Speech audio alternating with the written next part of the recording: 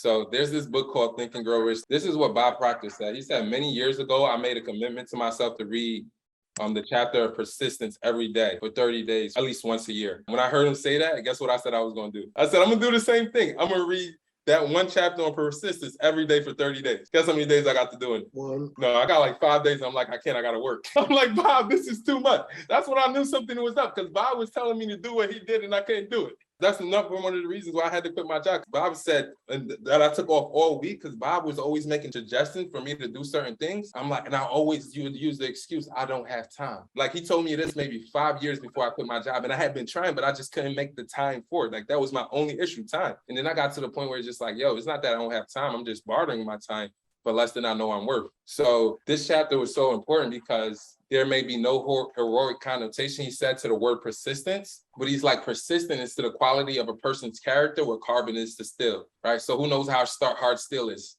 It's pretty hard, ain't it? Nobody wants to get hit with a steel bat, do that. But without the carbon, it isn't steel. So it's just like when you want strength of character, strength of will, that perfect faith, it's persistence that develops that. It's the ability to persist when all odds are against us. And it's a habit that's cultivated. Like drifting is a habit, which means we form the habit of saying, no, I don't want to try, I don't want to take the risk. No, I don't want to step up. No, I don't want to do this for my wife. No, I don't want to do this for my calling. No, I don't want to do this for my kids. And we just sit back and we shrink and we go backwards. That's a habit.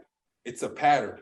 And eventually it becomes subconscious. But the reverse is true as well, where we can step forward in faith one time, it becomes easier to do it the second time, the third time, it becomes who you are.